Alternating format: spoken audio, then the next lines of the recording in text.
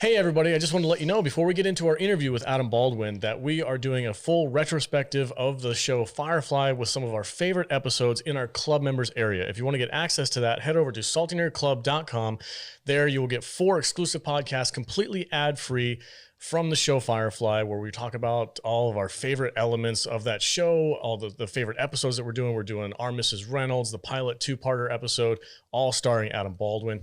And we also did Stargate Atlantis. We did Doctor Who, and we've had guests on like David Hewlett, who you guys will know from Stargate Atlantis. He actually was a huge Doctor Who fan. He came on and joined us for one of our reviews of that show. So if you're a fan of classic, awesome sci-fi back in the day when it was well written and well done, join our club memberships area, and you guys can get access to all of that ad-free at saltynerdclub.com. It's only $5 a month. We really appreciate the support. All right. That being said, let's get into the interview with Adam Baldwin.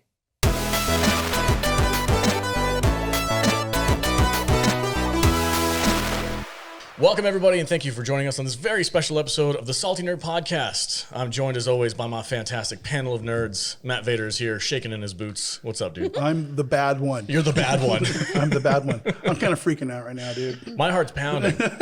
Celebrities freak me out. My nerd brain is going crazy right now. I'm also joined by the ambassador of estrogen. Jude is here. Oh, hello. How are you doing? I'm good. How are you? Very excited. Very excited to talk to Jane. I know, me too.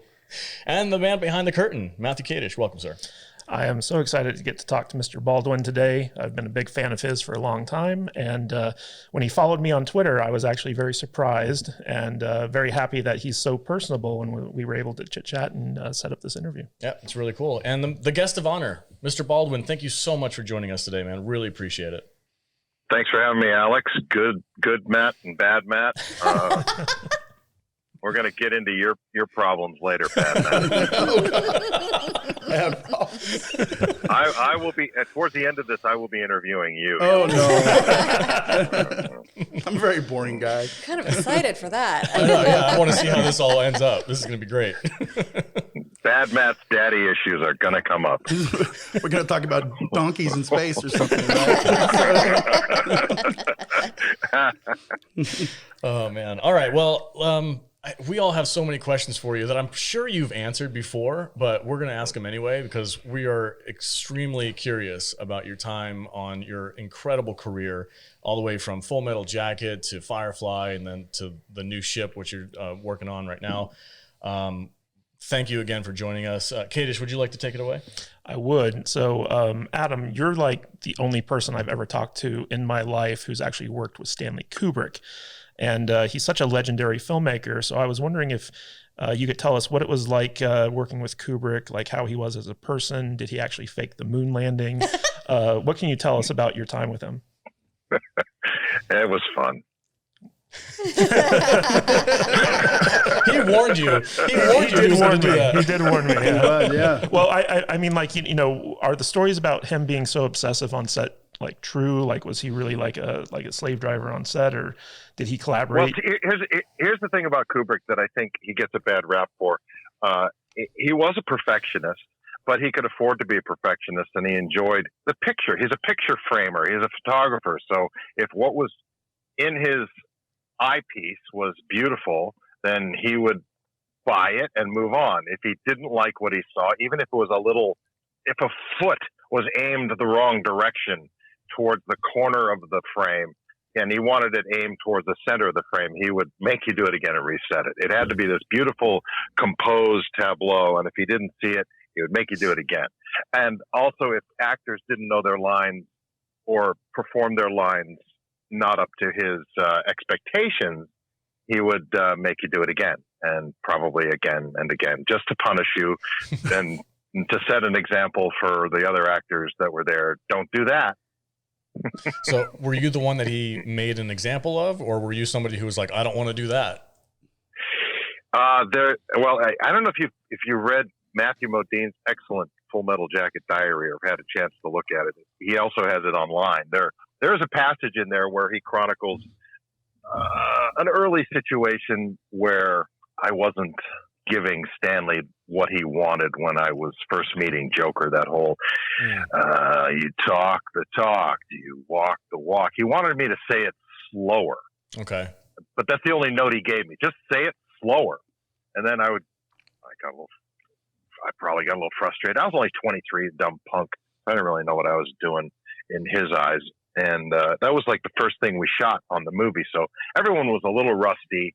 We had been sitting around for a month rehearsing and getting ready. And when we finally got in front of the cameras, Gus was a little, like I say, rusty. And didn't, maybe he just wanted to pick on me because I was the big one and he wanted me to put me in my place to set an example for the other guys. Just do it slower, Adam. And so I muttered under my breath, "Oh, what the fuck do you want?" And of course, we all had microphones, and he was listening to us. And then over the loudspeaker, you hear, "How about some better acting, Adam?"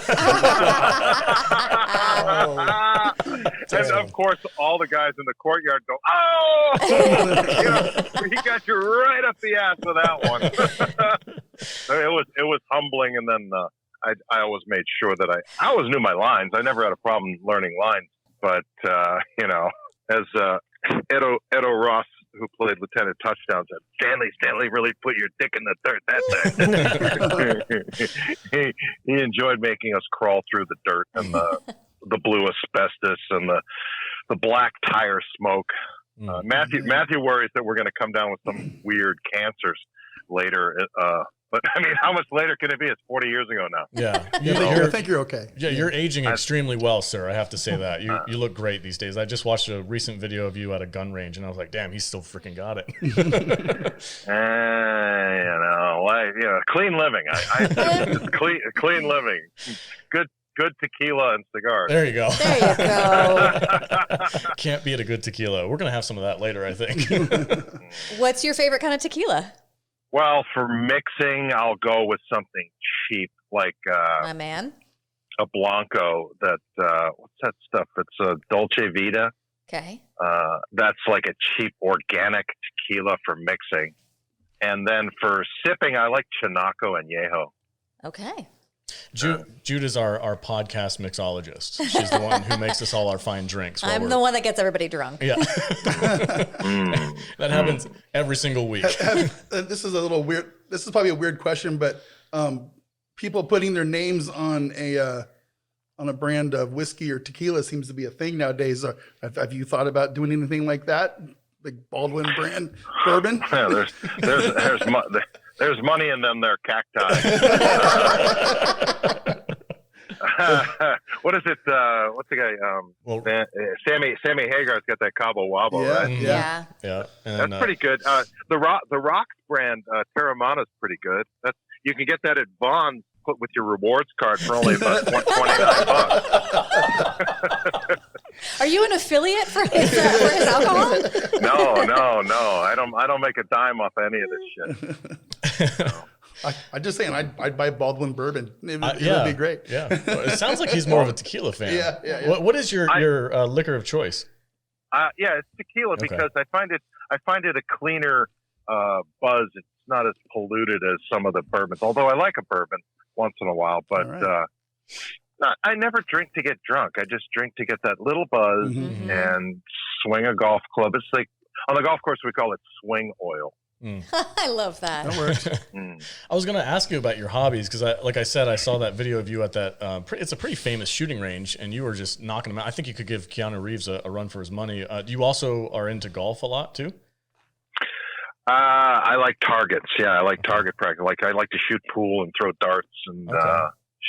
What about throwing axes? Play golf. Not much of an axe thrower. Haven't really tried that. Although we used to play mumbly peg when I was a kid with our little folding knives, little jackknives.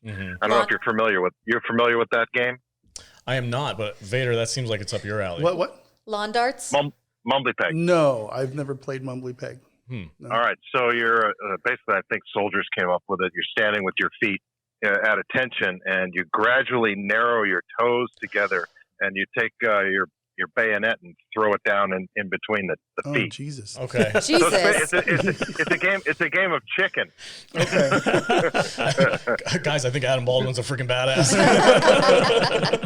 if you flinch, you're out. I think I saw that in a movie once. I wouldn't last very long. No, I wouldn't last very long either. Really I like my toes. How many ears do you have in your collection now? Yeah. Animal Mother from Full Metal Jacket, that Stanley Kubrick movie we were talking about earlier. In the book, Short Timers, Animal Mother carried feet on his God. belt. Wow. Because I didn't write it. I didn't write this shit. But apparently in the Vietnam War, the part of this the local religion is that if you didn't have your feet, you couldn't walk into paradise. That's dark. So yeah, Animal Mother was dark. Yeah. Speaking of that character, your outfit's iconic with the double strapped bullets around your chest and all that kind of stuff. And then your helmet says, "I am become death." Did you have any say over what your character looked like, or was that all Kubrick like giving you, hey, this is what you're going to wear? Well, the uniforms were pretty basic, and he allowed us to write any phrase we came up with on our helmets, and except for "Born to Kill," that was in the script for Joker. But yeah, I was watching that Oppenheimer clip where he's talking about the Bhagavad Gita and "I am become death, the destroyer of worlds," but there wasn't enough room for destroyer of the world. So I thought death. I am become death will be good. Yeah. That's great. And then I put some bullets on there and the stem of a hash pipe and some rolling papers. And I think there's an American flag on there somewhere. A couple of cigarette butts. And as we, the continuity on those things over the filming, we lost a couple things. But, it was war. We did have some leeway. Kubrick let us do it. Yeah. So yeah, that was fun. That was a good time. That was 9 months out of my life when I was contracted for 3. So it dragged out. It dragged on. Yeah, I've heard some stories that it was you were doing single scenes for months on end. How did you guys handle dealing with that? Like just passing the time off when the camera wasn't rolling. We're on the fucking wall again. Not the wall. Yeah, that whole scene where we get lost and then we go into the courtyard and 8-Ball, Doc J and 8-Ball get wasted, the whole scene. Yeah. We were on that before we jump over and run into the courtyard. We were on that for a month. Wow. Holy cow. Which is only really 6 days times 4, really only 24 days. So. All right. So, I got to know how frustrating it can be for you to basically, how many people assume that you're related to the Baldwin clan because of your last name? The stupid ones. No, I until this recent incident with that dumbass shooting someone, I always thought of it, hey, it's an interesting conversation starter. They're the New York clan, I'm the Chicago clan. My brothers aren't into the game, his are. We're stronger and could kick their asses, that sort of thing. But now we're all old fat guys. So all we have are our intellect and our money. I can definitely tell which one I like more. I'm okay. I could take a break from watching Alec Baldwin do Trump any day. I don't ever want to see that again. Yeah. Like I'm so glad that's in the past. Here's my analysis of that, and I'll share it with you guys. I've shared it with other people, but my problem. He's good at it. He's a great actor. There's no doubt about it. But his portrayal of Trump would have been timeless had he not been mean-spirited with it. Big famous actress. She did Sean Spicer on one of the episodes of SNL. Melissa McCarthy. Yeah, Melissa McCarthy. When she did Sean Spicer, she just embraced it with joy and panache and over-the-top caricature. But she did it from a place of, I love this character. Whereas Alec played it as, I hate this guy. And that you can always read that. I mean, it may be funny to those who hate Trump, but you want to appeal to everybody. Yeah. So I will say that his portrayal on 30 Rock of like a Republican, like venture capitalist type, was absolutely hilarious. Like, like he nailed that. Oh, he's great. Yeah, no, there's no doubt his talent is absolutely phenomenal. But it's the mean-spiritedness and that has washed over him over time that I think has detracted from some of his other portrayals. But that's just me criticizing the other actors. Sounds like I have sour grapes. I don't. I really don't care. I don't compare myself to him. I wish the best for everybody it's hard. It's a hard game, and anyone that succeeds in it, I root for them. But once you're on a set and you shoot somebody, negligent discharge, you've lost. You lose me. Yeah. So speaking of Chicago, one of the movies that we've reviewed on our podcast in the past was Next of Kin. And I wanted to know, so like you play a big part in that movie. I wanted to know if you had any funny stories working with Patrick Swayze or anything like that from that movie. Well, I will say I believe I was miscast in this. I'm not Italian. You don't say. And, yeah, I think that was more of a one of those package deals. The agents and the producers got together and said, "Yeah, he's that guy, and we're going to give that kid a shot at." But I always felt kind of uncomfortable in that role, not being. But I remember going and they hooked me up with a couple of local LA mob guys to give me some technical advice on how to portray a mob guy. And we would go to the restaurant and we'd eat scarol and scungil and okay. Have some Averna after the meal. Patrick Swayze, what a gentleman! What just a movie star, and he got Derry in The Outsiders. I was in the mix for that role. Oh, man. But Patrick and I went through the whole audition process. I was like down to, I was gonna get the role, but I think Coppola always looked at me as like just too young, and I was 10 because Derry was the older brother, and I was just big. I wasn't older than the other guys. So when Patrick became available for that, and he's great. He was much. Again, I would have been miscast had I gotten that part, and I'm glad Patrick did. And he was just a real sweetheart, real salt of the earth gentleman. Rest in peace. That's cool. Yeah, it's kind of funny watching Next of Kin, and like the cast in it is so like iconic now. Like you have like Liam Neeson, Bill Paxton, Ben Stiller, like yourself, Patrick Swayze. What was it like just like working with those guys on a film, considering like the fact that you were all so young at the time? It's funny. Whenever I run into Ben Stiller now, we have gray hair now. He's like, hey, and invariably I'll say, "Remember, I killed you in that. I killed you." Yeah, and I burned your body. Yeah, he laughs, but he's like, "Yeah, that joke is tired now, Adam. Not again." Oh, those were the good old days. Oh yeah, I remember when. And Liam Neeson, he's one of the few guys that's tall as I am, or even tall. I think he's 6'5", and I'm 6'4.5". So it was good to have another tall guy, the tall man club there. Chicago, I got to stay with my mom when we were shooting that movie, so that made her happy. I was able to hire a local, like my buddy from high school. I got him the job as my driver because he would drive me from Evanston downtown and back. And then. Well, I'm not going to. That'll be ratting him out. Oh, he showed up late a couple times, and I'm like, dude, you can't be late. Just because you're my buddy, you can't be late. So, Jane, I was wondering, what is your favorite character that you've ever played? Wow, that was so subliminal.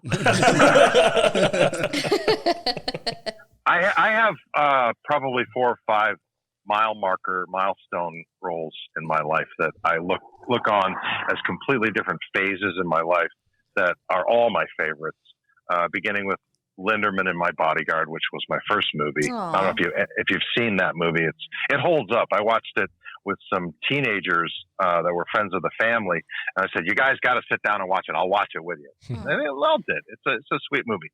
And then Jane and Firefly, and John Casey and Chuck. Mm-hmm. Yeah. And then I did Mike Slattery on The Last Ship. So on everything except Jane and Firefly, I really got to close the arc of the character, either in the completion of the movie. I forgot Animal Mother. Yeah, him too. Jane Cobb, I never got to complete the arc. So romantically speaking, that's my favorite. Okay.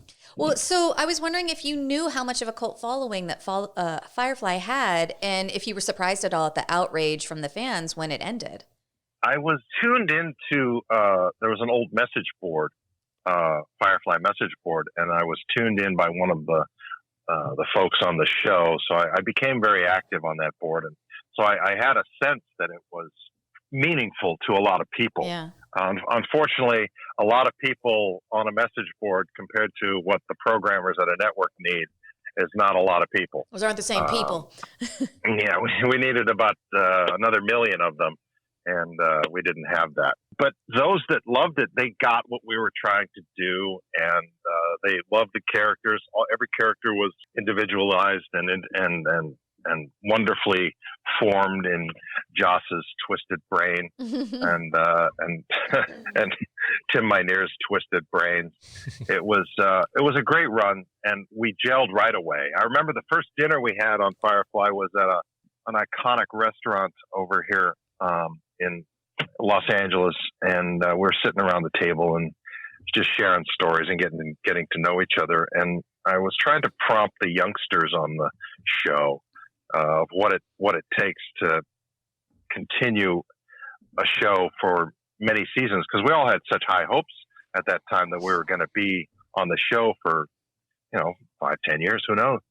And it was only 17 episodes, but anyway, at the table I turned to Ron Glass. I said, Ron, you've been around forever. He goes, thanks, Adam.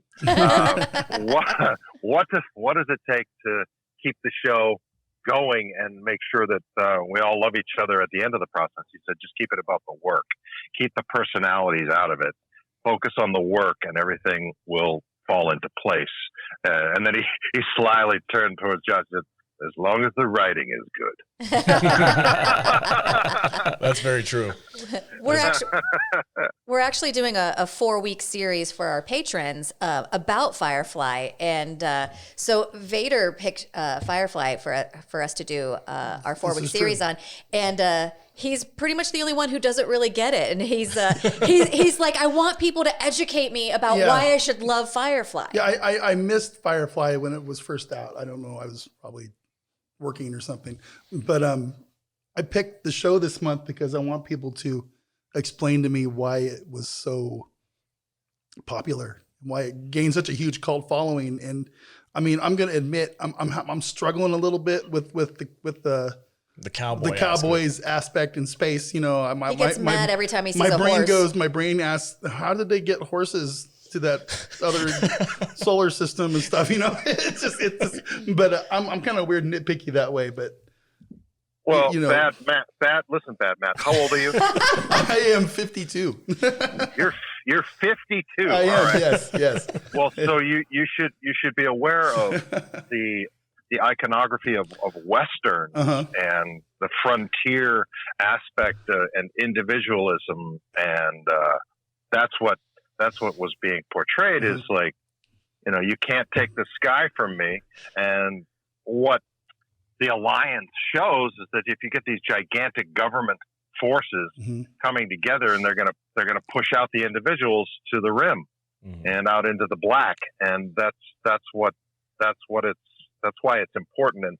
And you survive out there on planets that don't necessarily have the wherewithal to build a train, or they're frontiersmen. So horses are pretty reliable. And how do you get them out there? You take them out there as babies and you breed them. Okay. All right.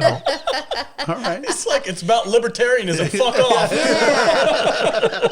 Get him, Adam. Get him.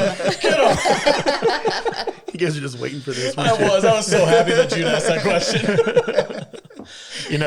While we're speaking about Firefly, I wanted to ask you, so one of the issues with the show originally was that Fox aired it out of order. And I remember when it premiered and I watched the first episode, I was like, what's going on in this show? Do you have any insight into why Fox decided to basically screw the show over so badly? In the spring, which is pilot season of the year 2002, Joss had been coming off a long run, or in the middle of a run, of Buffy and Angel, and he had cachet, and this was his beautiful pet project. Firefly was his new baby, and Gail Berman, who had been his executive producer, was now one of the executives at Fox Television, and so they had a deal. And when we shot the pilot, it was 2-hour format, which was long for a pilot. But if it's got the support of the network, you're going to get a slot. Also that year, 2002, was the first year of American Idol on Fox. Fox has only 2 hours of primetime network program. The shows that were not our show or American Idol took up everything else except for Wednesday night at 8 o'clock and 9 o'clock, and Friday night at 8 o'clock. That was the only quote-unquote real estate on the network they had for programming. So we were fighting for only 3 slots, one of 3 slots. So we came in with a 2-hour pilot in rough cut form that was shown to the network, and they were like, well, this was before they, if you remember the episode of Serenity, which is the pilot episode, 2-hour episode, there's a big battle sequence in the beginning. That was not in the rough cut. And it's shown to the network in the decision-making time that they had to literally pick up the show to series. So they were on the fence, and, well, we're not going to pick this 2-hour pilot up. It's just we don't have the real estate for it, and what are you going to do? So Joss and Tim scrambled, and they wrote The Train Job over a weekend. And they said, well, okay, here's this. And also that year, there were 2 pilots that the ones that got the Wednesday night slots was Fast Lane, which was McGee's pilot, and John Doe, which was Dominic Purcell was the star of John Doe. And I can't remember who directed the pilot. I want to say Amy Heckerling. It may not have been Amy Heckerling, but it was a very prominent woman director. And so there was a lot of cachet and buzz about that. And it was an excellent pilot. Fastlane was cool and slick and young, hot guys and gals. And they were cops. And they were attractive. And they were chasing down people with fast cars. Very McGee. And McGee directed the pilot of Chuck, so I love McGee. He gave me a Schwinn bicycle, a beach cruiser that got stolen. That got the tool as a present when we got Chuck picked up to tool around the Warner Brothers lot, and it got stolen. I hate bike thieves, but I digress. I hate bike thieves. I digress. So that's what happened with Firefly. It didn't get picked up because there wasn't real estate for a 2-hour pilot that was slow moving in the beginning, character development-y, and it didn't have the battle sequence in the beginning. And by the time the battle sequence was shot and attached to the pilot, they'd already done, the programmers had already said, okay, well, Fastlane and John Doe get Wednesday night. That leaves you Friday nights at 8. Do you think with the way they make television for the streaming services today, if Firefly was on a streaming service, that it might have had a longer shelf life? I like to think so. Yeah, I think the alternative marketplaces and services, almost like a no-brainer. Yeah. I wonder. I have heard, I think, a little bit of scuttlebutt and just all the little nerd sites that they want to do a revival of the show. Well, Disney owns Fox now, right? So Disney owns the Firefly rights. Is there, since everybody's asked the other questions I have on my list, I have this one left. If they were going to do a revival of the show in some capacity, is that something you would want to be involved in? Well, we go back to the ambassador of estrogen's first question about Jane. And my answer to that, were you not paying attention? Well, I was kind of hoping you'd expand on it just a little bit. That's all I got left. That's all I got left. Right? This is bad, Matt. Yeah. It's just going to bust your balls. I know, whatever. I got to change my name. Yeah, whatever.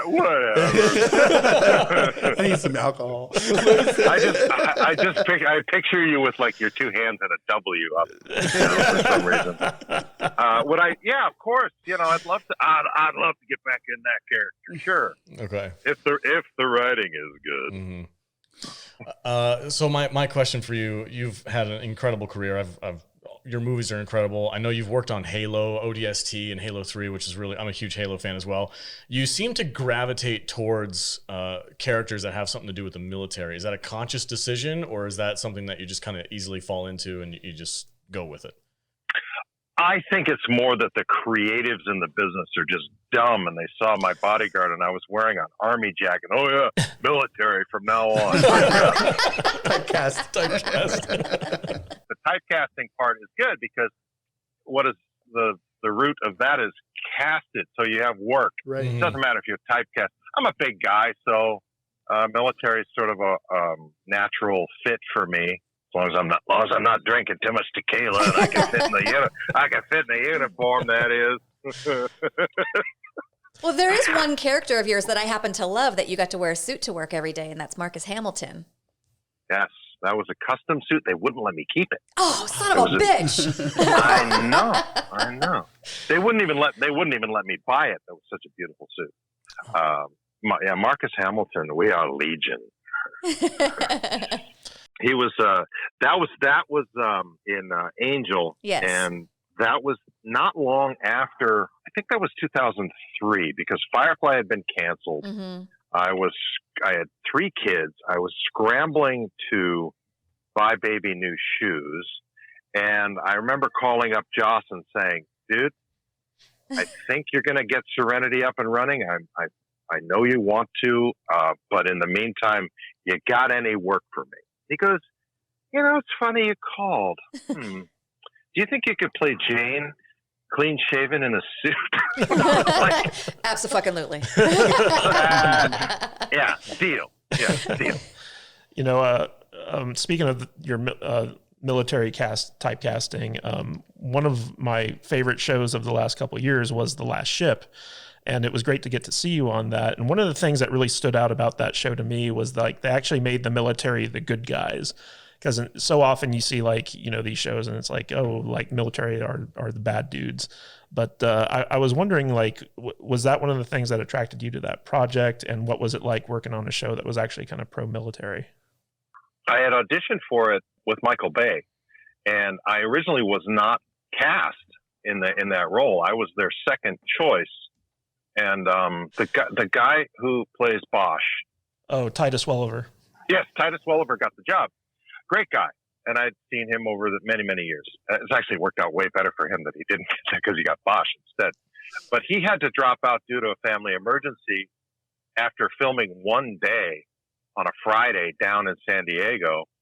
And they called me Friday night and said, "Can you come down and take over this role on Monday after one day of filming for him?" So I was, on one hand, sad for him, obviously, because I know some of the details.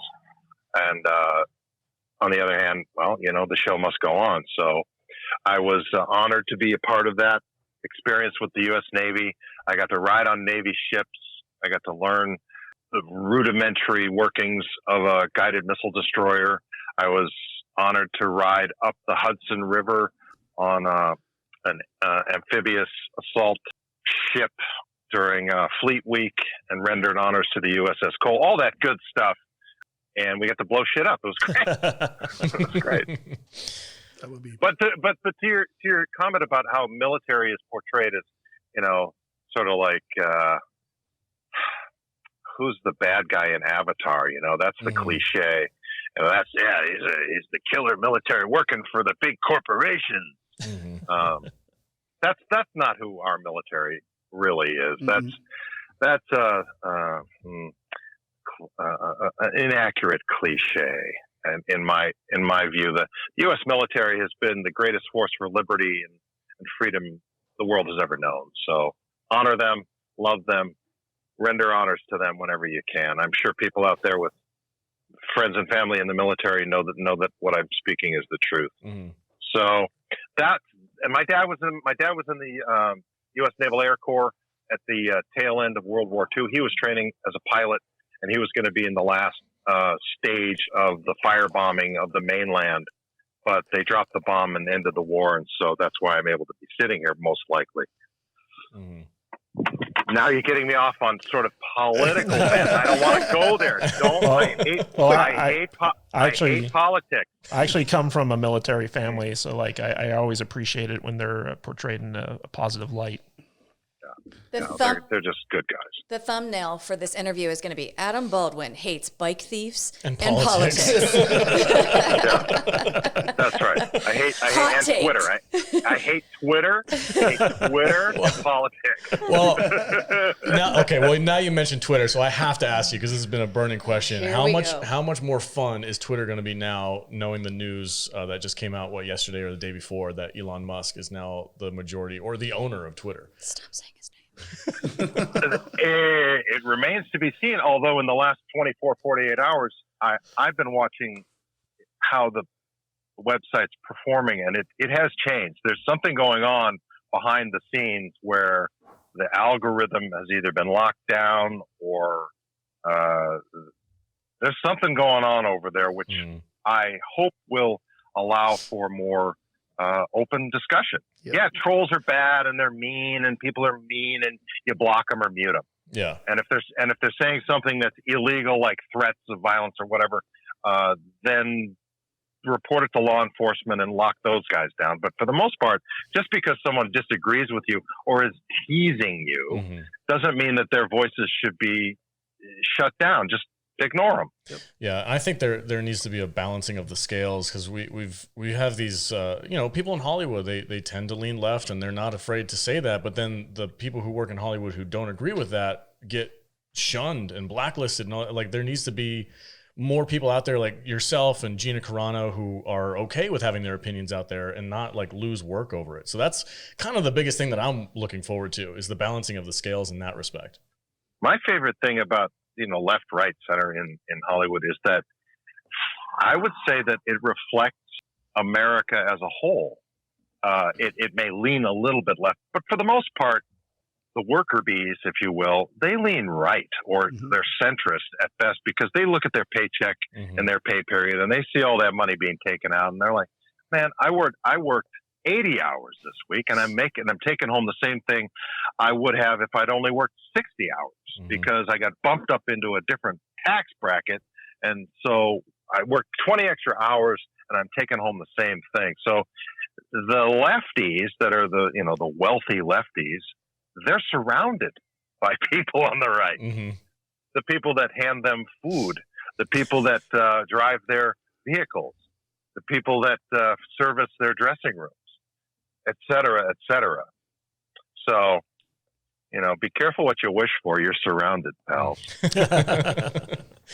And believe me, they're not the ones with the guns. When the shit hits the fan in the zombie apocalypse, they're going to be running to my neighborhood. Exactly. I'm so glad we're talking about the zombie apocalypse now because I fully believe this is some shit that's going to go down. We all have guns. We all have weapons. I'm like, yep, we're good to go. I've got my stock. I routinely booby trap our house because if a zombie or like a murderer breaks in, I'm not going out that way by surprise. I want to see it coming and I'm going down fighting. Yeah, 100%. This is supposed to be a nerd podcast, but I'm a big advocate for women being armed and trained to defend themselves. My dad started taking me to the range when I was 8 years old. There you go. I've got young kids, and I'm waiting for them to be the appropriate age where they can responsibly handle firearms. I've got a 22 in my locked away somewhere waiting for my son to. Well, you got your oldest one shooting bows and arrows. I was right? just going to say, yeah, your oldest is an archer. Yeah, I take him to archer class every single week. I got a private lesson, and he goes there, and he's got himself a compound bow. I'm all about that, man. Educate yourself in weaponry. Worst case scenario, you can hunt and get food for yourself. Yeah, guns don't kill people. Stupid people with guns kill people. Exactly. I resent that remark. I'll rephrase. Some stupid people with guns kill people. I am not now, nor have I ever been stupid. Oh shit, he's doing an Alec Baldwin impression. That's amazing. All right. I gotta shake that off. All right, my next question. Like I said before, I'm a huge fan of the Halo franchise, and knowing now that Paramount's got this TV showing, is there any chance we might see you as Dutch, or maybe even Nathan Fillion, working in that show at some point in time as some kind of a cameo? I don't think so. At least they haven't come to me. I don't know. They haven't asked me, so I presume Gamergate killed that. So.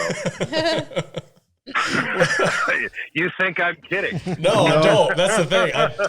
That's what makes it funny is I know you're not joking. Wow. Would you be open to it if they called you up and said, "Hey, we want to reprise your role as a ODST. You could become a colonel or something like that in the Halo TV show"? Yeah, sure. I mean, look, I'm 60. I always told myself I'm never going to be that 60-year-old Jane running around and tumbling. My knee won't let me do it anymore. That's fine. I had that time.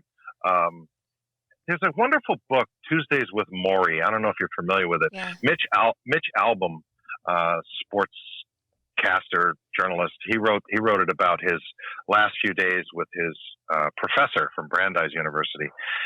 Maury had, I believe, ALS.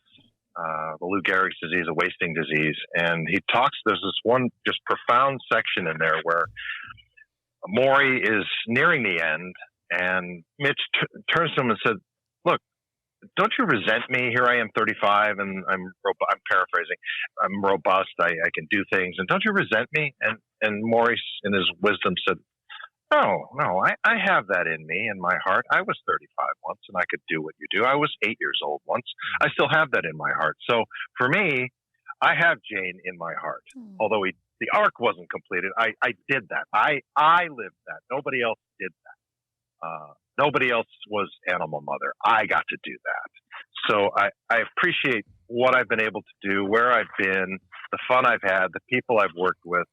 And I was warned when I was doing my Bodyguard early by the late, great Don Devlin, who is Dean Devlin's father, the producer of Independence Day, Dean Devlin. His dad was Don Devlin, who was a movie producer, and he produced my Bodyguard. He said, "Listen, kid, you're going to have trouble when you're late 20s because you're not going to be fully a man and you're not going to be a boy anymore." And that was true in my late 20s. Work was tough. I didn't really start working again until I was like 30, 31. And then he said, "You're also going to have trouble in your late 50s. Because nobody wants an old white 50-year-old." But I also look young for 60, and so I'm not quite fully grandpa yet. So I'm biding my time. I'm sticking around, and I'm a made guy. You know, what are you going to do? Yeah, I wanted to talk to Adam about his role on Chuck as John Casey, who was probably my favorite character on that show. Mm-hmm. So obviously Chuck went for quite a long time, a couple seasons, and Zachary Levi has gone on to become a superhero, and Yvonne, I don't even know how to pronounce her last name. Strahovski, yeah. So like she's still absolutely gorgeous. She's in Handmaid's Tale. Yeah. Do you have any like fun stories about like just your time on set and how like it feels like they tailored the character to you, because like John Casey, he's just like this badass, but he's also like a hardcore like Republican, loves Ronald Reagan, all that good stuff. Yeah, he's fed up with the whole bureaucracy of it all. Mm-hmm. I think one of my favorite lines from that whole series. Well, there are two of them. Like I forget which episodes they are, but he's walking around. I think it's UCLA or some college there, and he says, like, "Take a bath, hippie." And the other one was, "The only thing I hate more than neoliberal fascists and anarchists are the hypocrite fat cat suits they eventually grow up to become." See, when you have a truth, it works. Yeah. I think one of my favorite lines from that series was when you guys were talking about the Indiana Jones series, and you said that there are only three. Yeah, only three Indiana Jones movies. Three of those movies. Yeah, it's true.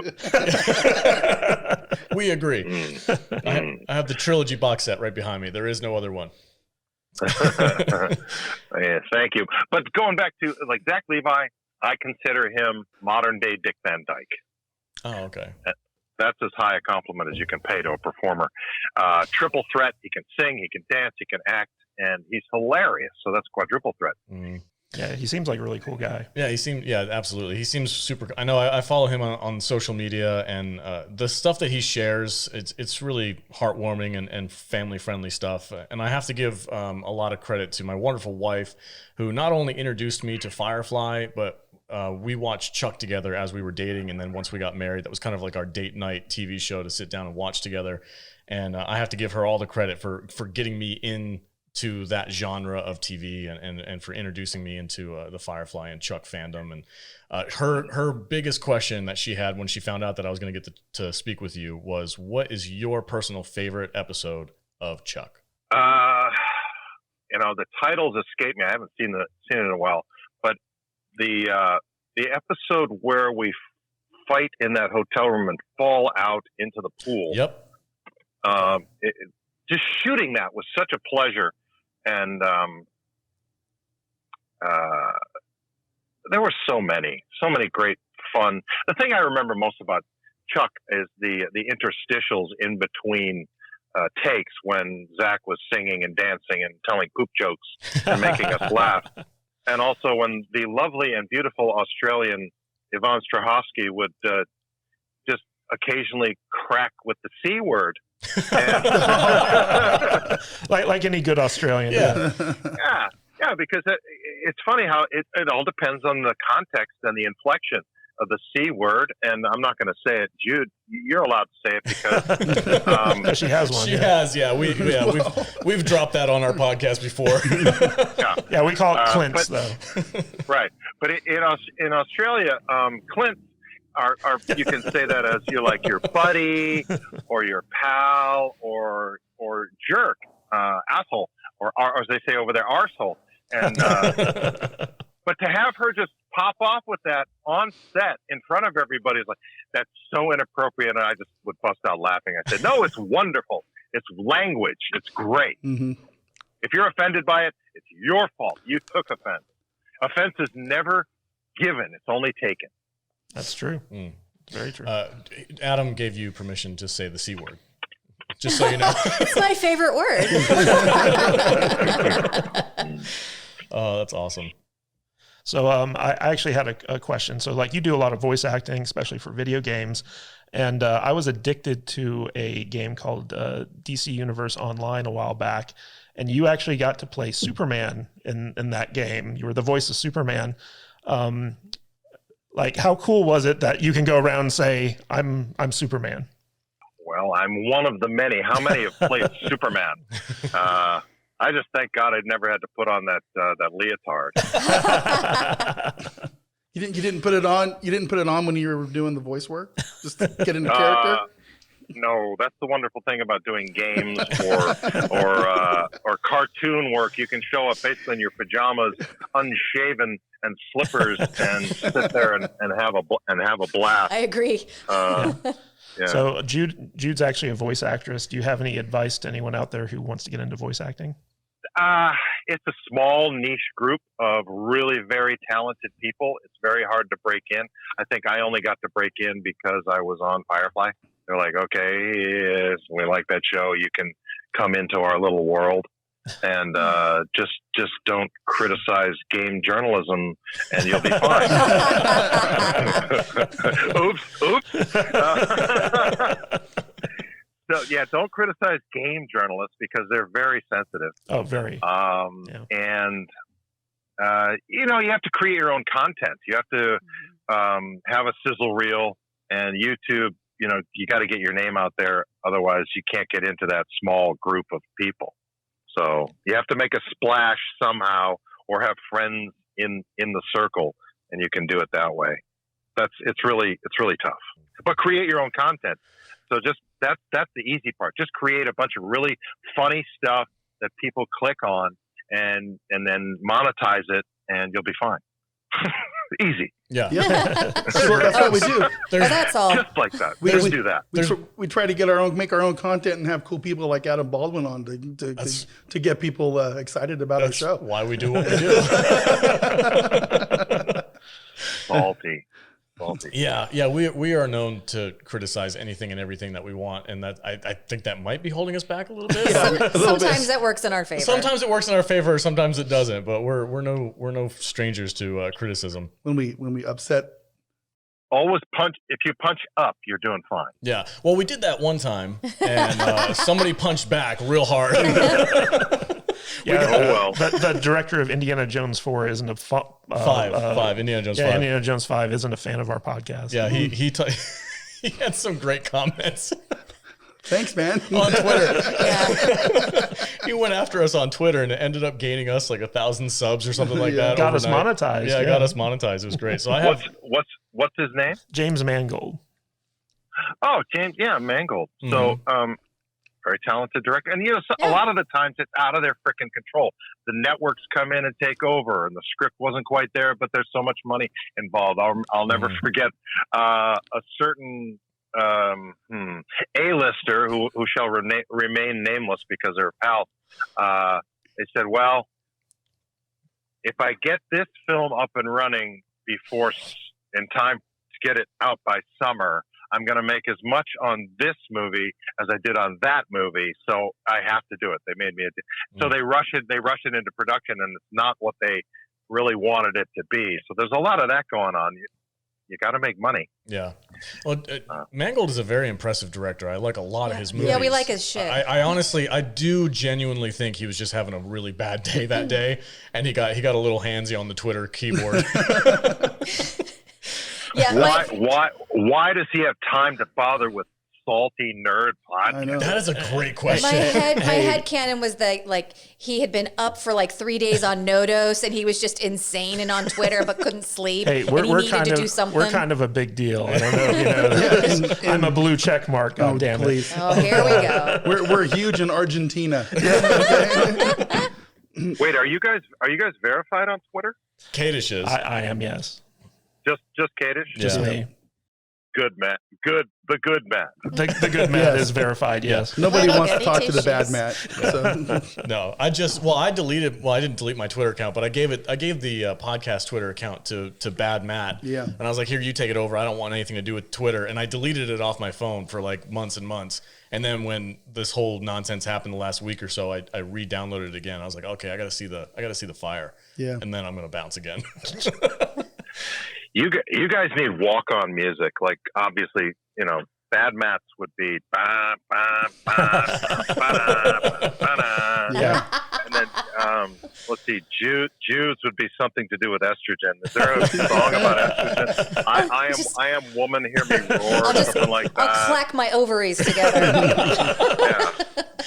These boots are made for walking or something. Something like that. by That would fit. something by Salt and Pepper. Yeah, I don't give a damn about my reputation. Does that work It for you? has to be something womanly. That's right. Yeah. Well, you lead with that. So I mean, at least you didn't say, "Hey, Jude." How about never gonna get it, never gonna, Never gonna get it, never gonna get it.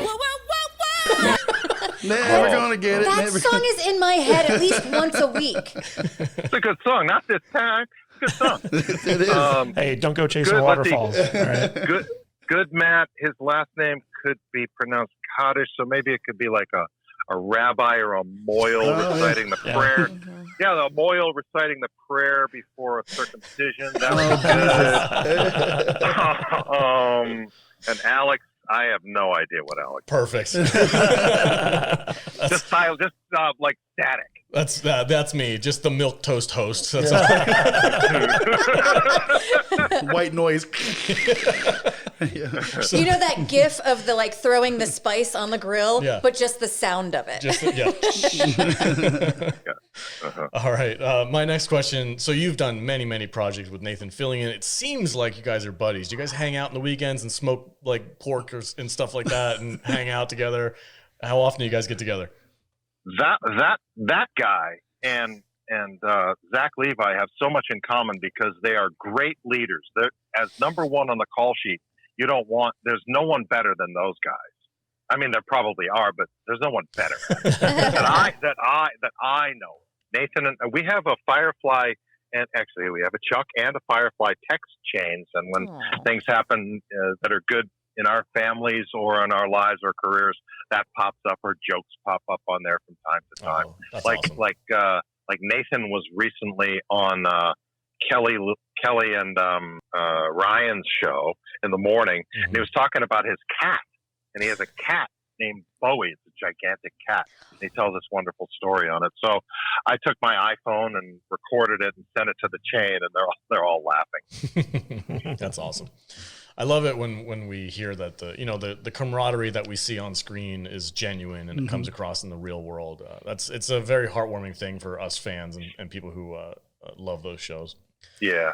Yeah, so we stay in touch. That's good. Good. All right, my last question that I have before I have a couple other ones, but they're kind of like a gimmicky thing. My last serious question for you is, what is your favorite conspiracy theory? My favorite conspiracy theory. He's trying to trick you. I think it would have to do with Dr. Fauci, the gain of and the fact that ivermectin and hydroxychloroquine work as ionophores for zinc and can kill that stupid virus off. And the way they suppressed it was so that the pharmaceutical companies could sell the stupid vaccine that apparently doesn't work. That's my favorite. Adam, that's not a conspiracy theory.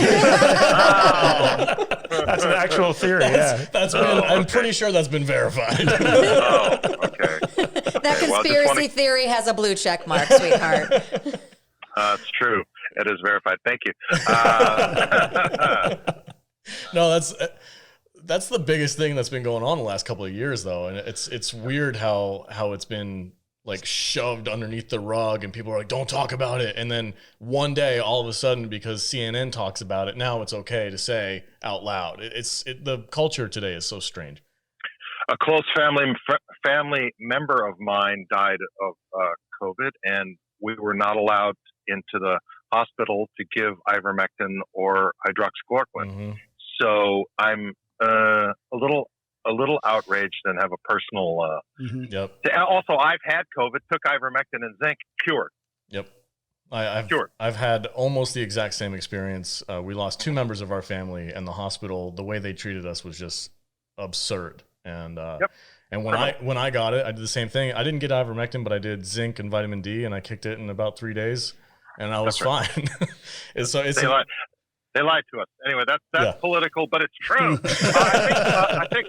I think the thing that's fascinating is the UFOs that have been coming out, and apparently they're real. They're real. Mm-hmm. Oh yeah, the Pentagon. Weird. Yeah, it's weird. I love it. I love that stuff too. I do not abide the theory though that they're from another galaxy. It's just too far. It's too damn far. It's a long ways. So what's your take on? Well, I mean, you were in Independence Day, so you got the inside info. What's your take on what that little Tic Tac thing was then? Do you think it's some kind of a foreign technology, or what do you think? I think it's Department of Defense. I think it's one of ours. They'll never say it is, but of course. Why do you think Russia's not going to nuke us? We'll send some Tic Tacs over. It's the reptilians from 300,000 years in the future. Mm-hmm. Well, they're popping out of volcanoes and shit. Did you see that video where the freaking spaceship came out of a volcano? Oh, yeah. I watched that like 70 times. Dude, I love that stuff. It's the TARDIS. Xenu? Let's not go down the road with Xenu. No, that's not.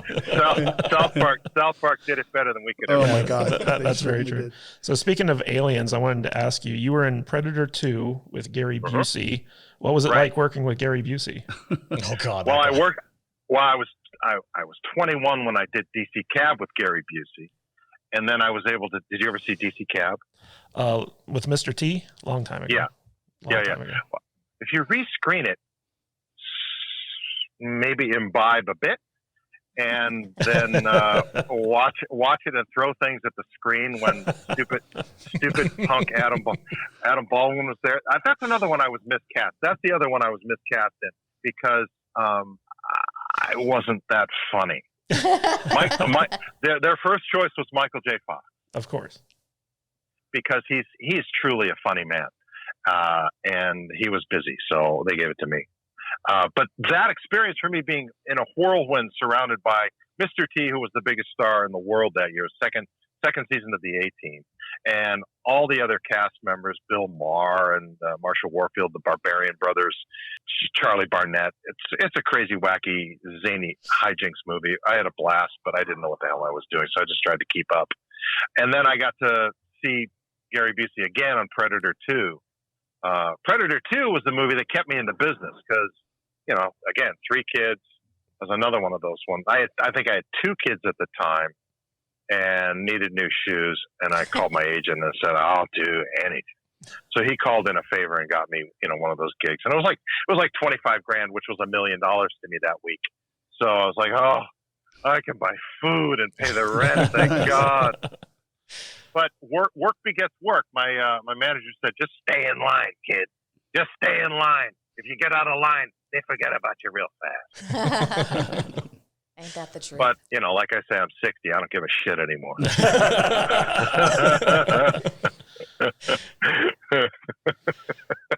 So, what kind of projects do you have on the horizon for yourself? What are you working on recently? I really don't want to work anymore. I really don't. That's fair. Yeah. No, I did a film. Well, did you see American Underdog? Because I did that that was out recently. I haven't seen it. Oh, yeah, I did see that movie. You did? Yeah, it's good. Yeah, it's a good movie. That was one of those movies my wife wanted to go see, so we went. Yeah. And then I was invited to play an English general in the Revolutionary War times on the Battle of Bushy Run, which should be out sometime soon. Oh, that's cool. I get to wear a big old white powdered wig and a red coat uniform. And did you have flashbacks of your time on the Patriot? A little bit, yeah. That was an amazing movie. If you look at, although you just want to be with Mel and his merry band of men, not at a wedding on Gullah Island. Right? And the uniforms were just so neat and clean. Mm-hmm. But my first scene, my first day was with Jason Isaacs, and he's an intimidating son of a bitch. Great actor. And my first scene was meeting him basically in the tent. And fortunately, I was ready and I had prepared. But staring into those icy blue eyes when he's in character is quite something, quite intimidating.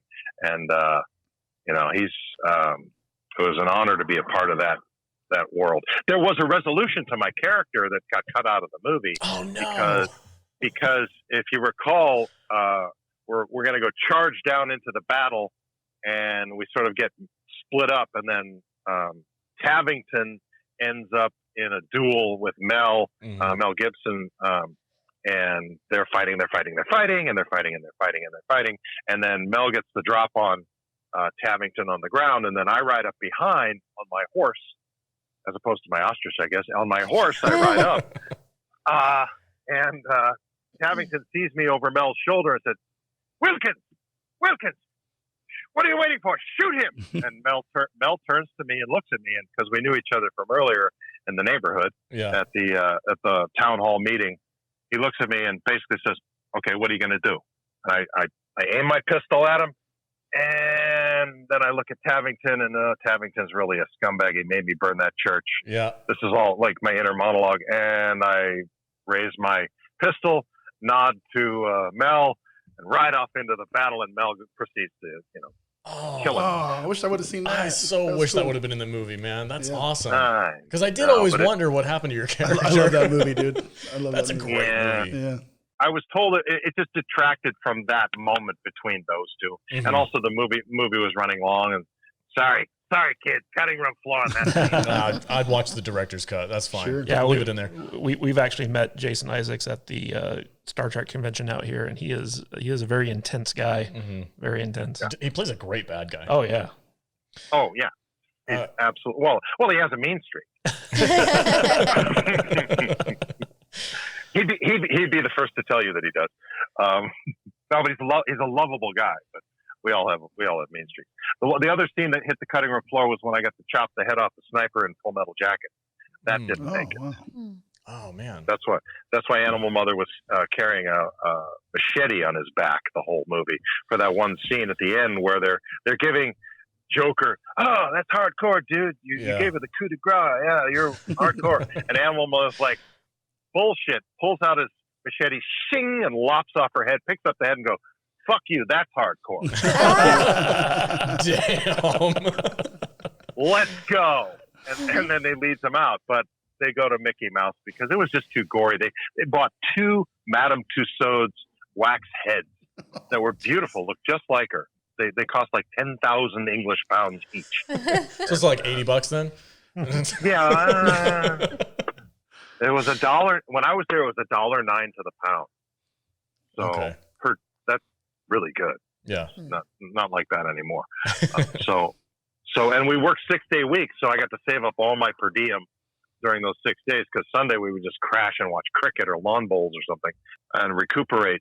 And so I saved up a bunch of cash. And when Lee Ermey got hurt and they shut us down force majeure for 6 weeks, I took a bunch of cash. My brother came over. He was climbing in the Verdun Gorge in France, and we went over and traveled around Europe with that cash. Nice. It was awesome. It was awesome. When you were on set with filming The Patriot, did you get a chance to sit down and chat with Heath Ledger at all? Not so much. I didn't really have any scenes with him. I would watch him work, though. I would love to sit in Video Village and watch those guys do scenes, him and Mel. What a wonderful team, and just such a beautiful talent. And so sorry to see him go before his time. Another one of those tragic stories. And but a beautiful young man, super talented, and gone way too soon. I agree. Him and Philip Seymour Hoffman, both incredible actors that are gone way too soon. Yeah. Well, I have friends in the program, and they explained to me that, you know, when you're in recovery and you relapse, unfortunately, now besides fentanyl, which is in everything now apparently, and is knocking off a lot of people, that's a conspiracy theory too that I abide by. It's chemical warfare by the Chinese. But you go back to the dose that you thought you could tolerate when you were coming off of it, and so it's too much because you haven't built up a resistance. Yeah. And it's just such dangerous stuff. That's why I stick with tequila, guys. Amen, brother. You never get surprised by that stuff. You're always good to go. All right. Cactus has never hurt anyone. So I have 5 more questions for you, but they're gimmicky, and all I need you to do is just whichever one you like best. Are you good to play a little game with us before we head out? A little speed round? Yeah, a little speed round. Okay, go. All right, cool. Dogs or cats? Dogs. Cool. DC or Marvel? DC. Okay. 9mm or 45? Depends on the application. 9mm for practice for the most part. It's cheaper. 45 for stopping power. Okay. That's a good answer. Fast cars or big trucks? Big truck. Right on. Tom Cruise or Robert Downey Jr.? Ooh, toss up. That's a toss up. For what? Like completely different animal. Well, not. They're both absolutely movie stars. I mean, they're just both great movie stars. I can't. Okay, murder, fuck, kill.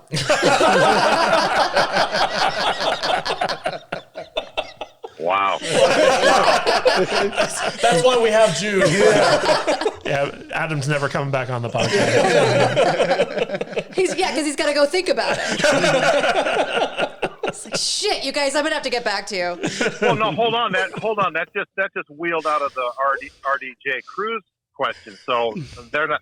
That fried my brain. Give me someone else. Oh, you gotta have a third person. Yeah. All right, who's a big megastar? Oh, you gotta. I mean, you said murder, fuck, kill, but I have to be choosing. Give me a few names. Okay, Brad Pitt, Tom Cruise, and who was your other? Robert Downey Jr. Oh shit. Marry, fuck, kill. Wow. Oh, it just got weird. Oh, I see. Well, you would want to marry, I think, Cruise because he's got the most money. Marry for money, guys. You can learn to love it. I'm not joining no cults for anyone. But I respect your choice, Jane. Yeah, obviously you would fuck Brad Pitt. He's the best looking. And then you would have to kill RDJ by default. But see, the thing is, he knows kung fu like Chuck. He practices kung fu, so he'd be hard to kill. So I like the challenge. I'm under the impression that Tom Cruise is impossible to kill. You guys made this so fucking weird. It is unbelievable. This is what we do, man. Man, I haven't even started drinking yet. What's that movie where he keeps coming back to play the game? Live, Die, Repeat, right? Yes. Yeah. No. Edge of Tomorrow? No. Edge of Tomorrow. Yeah. Same movie. Yeah. Edge of Tomorrow. Great movie. A lot of fun. All right, Adam.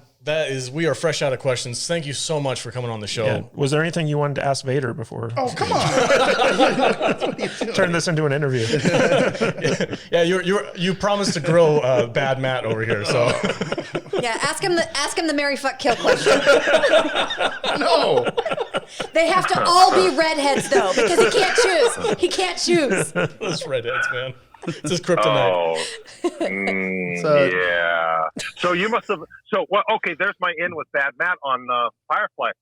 Mrs. Reynolds. We were just talking about that. That's my favorite episode. Yeah, I like her. Yeah, that's one of the episodes we're going to be talking about this month too.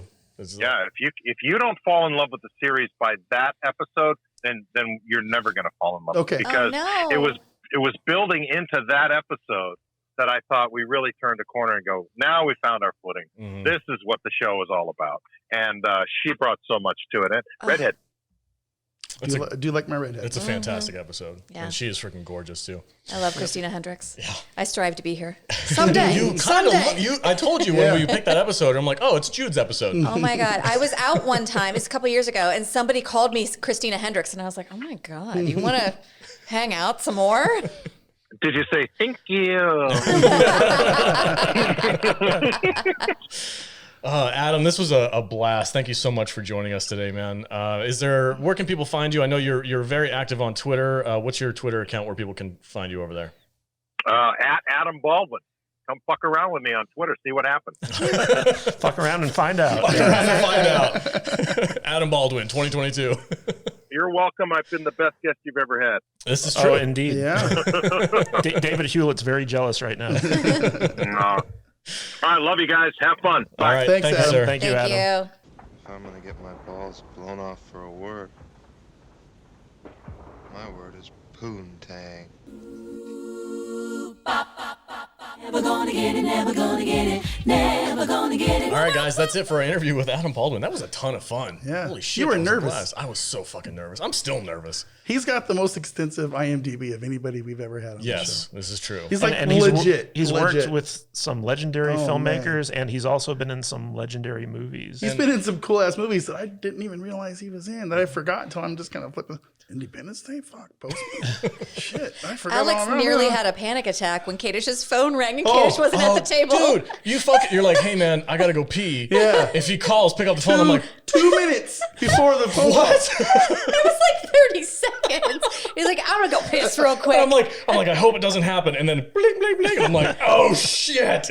He's like, man, I hope his phone doesn't time out and go black. I know. I'm like, I don't have his thumbprint. I don't have the right retina scan to open it up. Do the Mary fuck kill thing, Jude.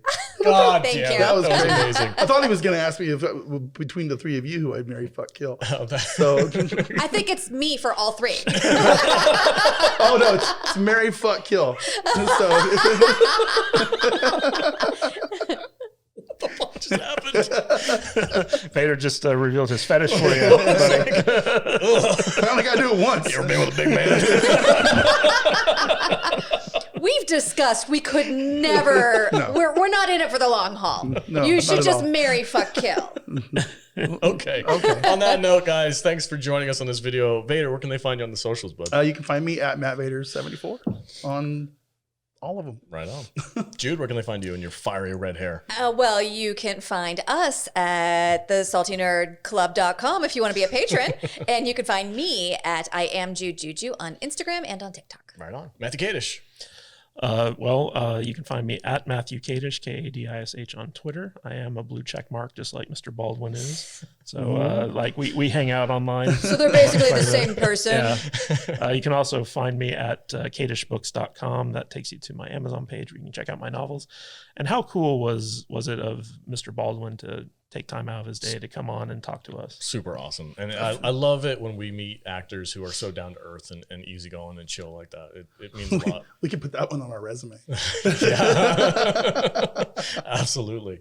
All right, everybody. Thank you so much for your support. Don't forget, if you're new here, click the subscribe button, give us a thumbs up, and help support the channel. Our next milestone, I guess, would be 10,000. 10,000? God damn. Vader's going to get that tattoo.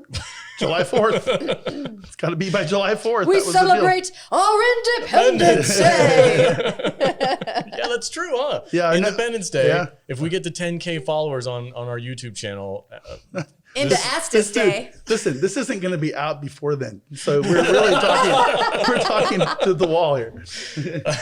all right, everybody. Thanks so much. Really appreciate you guys joining us. Stay salty, my friends.